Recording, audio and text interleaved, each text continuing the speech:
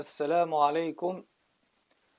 We're gonna practice reading some verses from the Quran so that you just get used to some of the extra symbols that we didn't learn through the classes, the basic classes.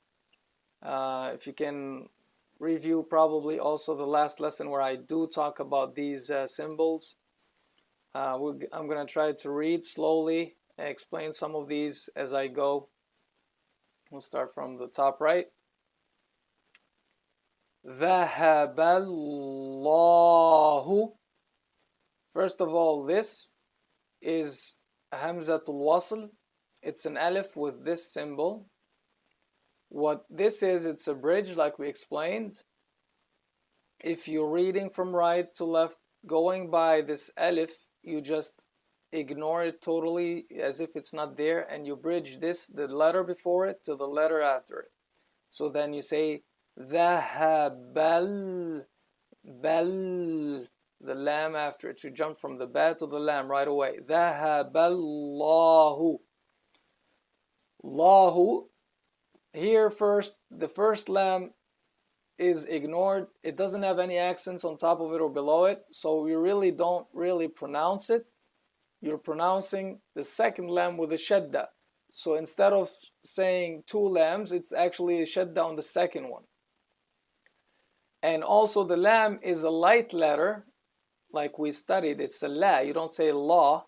La is a light letter, except in the name of Allah, it becomes a heavy letter. And it also becomes, even the name of Allah becomes Allah, a light name. The name of Allah itself becomes light again if the word before it ends with a kasra. So if there's a word before the name of Allah, or a letter before the name of Allah with a kasra, the name of Allah becomes Allah. For example, when we eat or when we recite anything, we say Bismillahi. Lahi, that's the name of Allah. You said Bismi. The meme has a kasra right before the name of Allah. So you say Bismillahir Rahmanir Rahim. You don't say Bismi Allahu, or you don't say Bismillahu, no, or Bismillahi. You say Bismillahi. So here, in this case, there's no kasra, so the name of Allah is a heavy pronunciation of the lam. ذهب الله. Also, in the name of Allah, it is assumed there's an alif after the lam. Otherwise, you would pronounce it as ذهب الله. ذهب الله. But there's actually a lam, I pointed out here. It's an alif after the lam that you don't see it, but it's assumed to be there. ذهب الله بنورهم. I just highlighted this to say that in our lessons, the sukoon or the silent accent was kind of circular. In the mushafs, it's slightly different. It's not really a circle. I just wanted to, get your attention to it, to know that this is actually a sukoon. We'll repeat from here. بِنُورِهِمْ وَتَرَكَهُمْ. Notice the movement from light letter to heavy letter back to light. وَتَرَكَهُمْ. Not وَتَرَكَهُمْ. وَتَرَكَهُمْ في ظلمات. If there's a small alif on top of something, in general in the Quran, anytime you see two letters on top of each other, you always pronounce the one that is on top. You ignore the one that is below. In this case, it's not really two letters on top of each other, but there's a letter above a connection. So you assume that there's actually an alif here. Why is there an alif? Because that's how the Prophet ﷺ used to pronounce this word. But it was written as such. So We don't change anything of how the Quran was written, so we kept the real word how it was. This is actually ظُلُمَاتٍ لَا يُبْصِرُونَ.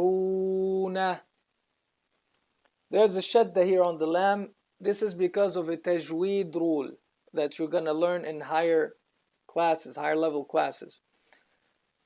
I put it in red. All the shaddas right here in the beginning, you don't pronounce them for now at this level. You don't pronounce them. You assume that they don't exist because you will never have a word that actually starts with a shadda. This is only a tajweed symbol. It's just added again to help people who are doing tajweed to pronounce something correctly. I'm just gonna show you how we read it without the rule of tajweed, how we learned it until now, and then with the rule of tajweed so that you have an idea. ظُلُمَاتٍ لَا يُبْصِرُونَ. This is without tajweed. With tajweed, ظُلُمَاتٍ لَا يُبْصِرُونَ. So in tajweed there is actually a shadda. It's just the way you pronounce it. More details in the next class, inshallah. Summum. Summum. This meme, this usually is actually a tanween. There's two dhamma.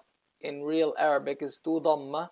But because of a tajweed rule, again, they are telling you that in this case you have to switch from saying summun, the noon sakina ends with the noon, silent noon, say summum, so replace it with a meme. So that's why you say summum. So you literally just read the top instead. Bukmun, umyun. Again, these are two symbols representing the same thing. The sound. This is tanween al-dhamma. So this is the same. They look different again because of they are trying to help people reading with tajweed rules to realize that this is pronounced in a slightly different manner than here. In real tajweed, this is pronounced as such. Bukmun umyun fahum. So there's a big difference.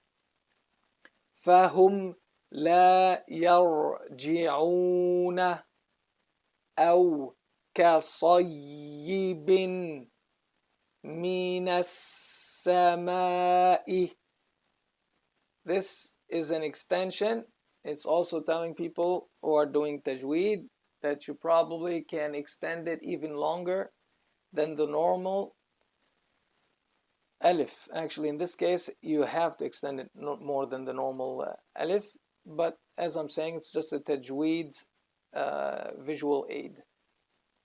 فيه ظلمات ورعد وبرق يجعلون أصابعهم في آذانهم من الصواعق حذر الموت. Of course, we're gonna learn also later on, whenever we stop, we just usually put sukoon on the last letter. So here, if I stopped on al-mauti, it should end with حذر الموت, silent letter. It's no longer pronounced with the kasra, but with the silent, with the sukoon. But that's we're gonna talk about this later, inshallah. Wallahu muhitum bil kafirina yakadul barqu. If I wanted to stop after yakadu and start again, I would say yakadu. I would stop, and if I want to start with this, I have to put a hamza. So I would say al barqu because it's no longer a bridge. It's not bridging two things if you're starting over right there. So if I'm bridging, let's go back to bridging. يكاد البرق يخطف أبصارهم. I missed this symbol before. These symbols right here, 1, 2, and there's a third one not represented in this piece. These are stops symbols, like to tell you that you can stop here. This says you can stop 50-50, meaning you can stop and you can keep going in your reading the verse. When you're reading the verse, you can either keep going after al-mauti and keep going and say wallahu muhitun bil kafirin, or you can stop after al-maut and then keep going. With this symbol, it's saying it's better to actually keep going, but still you can stop over here. There's a third symbol not represented here that says you have to actually stop and then keep going. كلما أضاء لهم مشوا فيه وإذا أظلم عليهم قاموا. One last tip, the noon and the meme in many of the mushafs, also because they're helping you with pronouncing the correct tajweed rules, they might have the meme and the noon without any accents on top or below. So that means you'll have to always assume there's a sukoon, right? Like this one, adhanihim, there's a sukoon really in the correct Arabic. If you're reading Arabic, it's a meme with sukoon. Okay? Just like this one, meme with sukoon. But because in this case there's a tajweed rule, they eliminated it to, to grab your attention, to remind you that there's a rule. Same goes with the noon. I don't see any noon here, so we can't really explain that. Jazakumullahu khairan.